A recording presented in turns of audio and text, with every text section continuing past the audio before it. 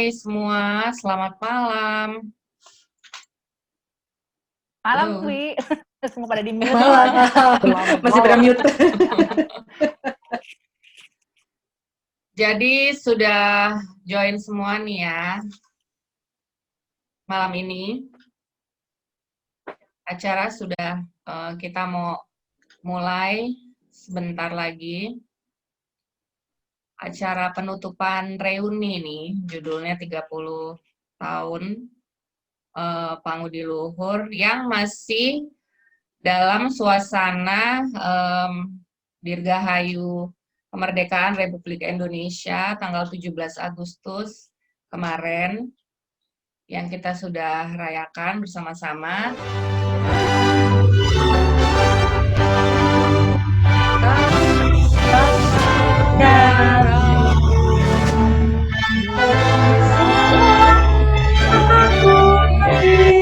Semuanya sudah menyanyi lagu Indonesia Raya, kita bisa lanjut ke acara berikutnya ya, Napak Tilas Reuni. Acara berikutnya silakan.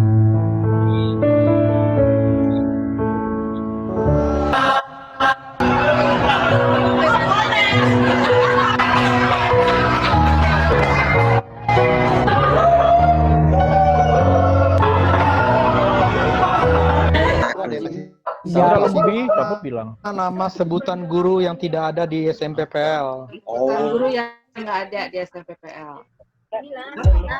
Belum nih. Ayo, siapa? Apa Alfon pasang itunya dulu, videonya? Ya, ini ada hadiah-hadiah dari sponsor untuk Sponsornya acara dipasang dulu ya. hari ini. Ya, dipasang dulu aja ya. Alfon. Ini hadiahnya Get Beauty ya? Itu tadi sponsor-sponsor acara kita hari ini yang sudah menyediakan hadiah-hadiah buat para pemenang. Yeay, terima kasih kepada para sponsor yang manis-manis dan cantik-cantik dan cakep-cakep, ganteng-ganteng. Sekarang kita lanjut ke acara berikutnya.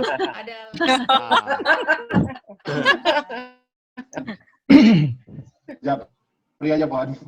Yan, halo Yan. Halo. Halo. Duina. Di rumah lu ada kebakaran tuh, Tok. Okto, di rumah lu ada kebakaran tuh. Masih pakai gisam tuh. Masih pakai gisam. Iya, ada kebakaran tuh di rumah Okto. Di rumah tetangga nih kayaknya. Tony udah pindah dia. BPJS kesehatan di ngerokok. Justru biar kepake BPJS-nya. Kenapa? Biar kepake. Tanya deh. Di atas, di bawah. Apa? Di atas, di bawah. Bawah. Di dalam apa di luar? Dalam. Apa dari depan? Ayo. Dari belakang atau dari depan? Depan. Dari depan. Nah, nih, gue nggak mau ngebahas ini. Salah-salah nanti kalau ngebahas sama lo. Dipanggil aja lah. Dokter Greg. Ayo, dokter. Dokter Greg. Ya, kena juga tuh si Okto. Pas, Rini lu milihnya pas banget, Rin. Bagus dah. Kenapa nih, Dok? Halo, Oke, Dok. Gimana, jadi Dok? gue ditodong untuk ngisi lanjutannya si Arinta, Iin. Kan dia kedokteran olahraga, dia spesialis kedokteran olahraga, ya. Kalau gue bukan apa-apa sebetulnya sih, gue tukang jual sabun. Tapi ya supaya nyambung, kan si Iin judulnya tentang exercise. Kalau gue tadinya mau sexercise gitu. Tapi ya enggak lah, karena sexercise itu adalah exercise untuk meningkatkan kualitas seks. Tapi Sex toys. Gimana, Sek? Lebih panjang nih, Dok. Bisa sampai jam 2. waduh, kita bahas seks di usia kita ya. Jadi, kita ini si Rini kayaknya ada titipan pertanyaan dulu. Rin, lu mau nanya apa, Rin? Iya, iya sebenarnya ada pertanyaan nih. Jadi kalau gini dok, di usia kita sekarang ini, apa betul sih ada yang namanya puber kedua? Nah itu tinggal ditanya Okto itu. Ya. Oke, ya. Jadi gue bahas. Puber ke berapa tuh? 12 kali ya. Status hormon seks di usia kita, di usia 40-an lebih ya, itu sebetulnya istilah puber kedua itu tidak ilmiah ya. Jadi itu hoax begitu. Jadi secara status hormonal tidak ada puber kedua karena puber itu hanya perubahan hormon dari pada masa remaja ya. Jadi ditandai dengan kalau yang laki-laki timbul kumis seperti itu ya, pecah suara. Kalau yang perempuan menarke begitu ya. Jadi tidak ada puber kedua. Yang ada itu adalah Ya. Lanjut. kenapa model-model kayak Okto itu setelah usia 40 tahunan semakin genit ya. Itu karena faktor kemapanan ya, baik materi maupun psikis gitu ya. Betul nggak Toh? Kemudian secara psikologis itu tentunya jam terbangnya lebih banyak ya kan? Gitu. Jadi lebih pede, beda sama yang baru umur 20 tahun. Ya enggak? Baik wanita maupun pria sama aja, tentunya pasti lebih lihai, lebih percaya diri. Nah, jadi itu awal mulanya timbul istilah puber kedua. Padahal secara status hormonal itu tidak ada. Nah, bagaimana status hormonal pada usia kita? Itu sebenarnya hormon seks, baik estrogen maupun androgen, itu mengalami penurunan, mulai mengalami penurunan. Saya nggak jadi share screen ya. Jadi grafik testosteron sama estrogen itu setelah umur 40 tahun menurun begitu. Nah, untuk wanita estrogen penurunannya lebih drastis. Jadi biasanya lebih mengalami gejala yang disebut dengan perimenopause. Nanti menopausnya umur 55 begitu. Ya. Tapi ada juga teman kita nih yang bilang ke saya nih, wah Greg kagak tuh, gue masih libidonya masih tinggi, katanya dia ngaku begitu. Ya iya bisa ya. Jadi kenapa? Karena testosteron itu selain pada pria, pada wanita juga ada, dan itu mempengaruhi libido begitu. Jadi umur 40-an masih lumayan tinggi libidonya gitu ya. Nah, kalau yang ini ada yang nanya barusan, kalau untuk wanita yang premenonya itu kapan sih, Dok? Umur 40 ke atas itu udah perimenopause. Jadi udah ada tanda-tanda gejala, misalnya mungkin ya, kalau estrogennya turun terlalu drastis, vagina kering begitu. Jadi pelumasnya kurang. Nah, makanya perlu V-gel begitu ya. Kemudian ya itu ya. Jadi estrogennya menurun drastis. Kalau laki-laki nggak terlalu, turunnya pelan-pelan begitu ya. Nah, kapan kita harus diberi HRT? HRT itu hormon replacement therapy ya. Kapan itu dibutuhkan? Karena terapi hormon itu bahaya. Jadi kita harus lihat aspek manfaat sama risikonya. Nah, bila defisiensi hormonnya itu mengakibatkan gangguan fisiologis, jadi sampai mungkin kita pusing-pusing, debar-debar, flushing, begitu ya, itu kita berikan hormon replacement, begitu, ya.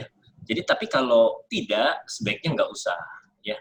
Kalau libido menurun sedikit, itu ada cara-caranya. Selain kita gunakan suplemen juga bisa. Jadi ada beberapa suplemen yang bisa untuk meningkatkan libido. Vitamin E, vitamin E itu penting, gitu. Jadi konsumsi bisa jerawatan, nggak apa-apa, sedikit jerawatan nggak apa-apa. Tambah sex appeal-nya semakin keluar gitu. Vitamin E, ya, Tribulus terrestris. tribulus terrestris, ya. Kemudian pasak bumi atau tongkat ali, ya, atau long jack gitu. Ya, Nah itu tongkat ali apa? tongkat ali, yaitu pasak bumi, ya. Di kuku bima juga ada, ya. Kalau obat biasanya resep dokter dia memberikan namanya tribestan. Itu ya. Kemudian untuk gangguan kalau laki-laki selain libido juga gangguan ereksi. Jadi ereksinya mungkin nggak terlalu kuat. Nah itu bisa diberikan obat-obatan. Bambing tahulah sildenafil, tadalafil, verdanafil. Ya. Tapi ada juga herbalnya. Kita bisa bantu dengan ginkgo biloba, ginseng, L-arginin, yohimbin. Begitu.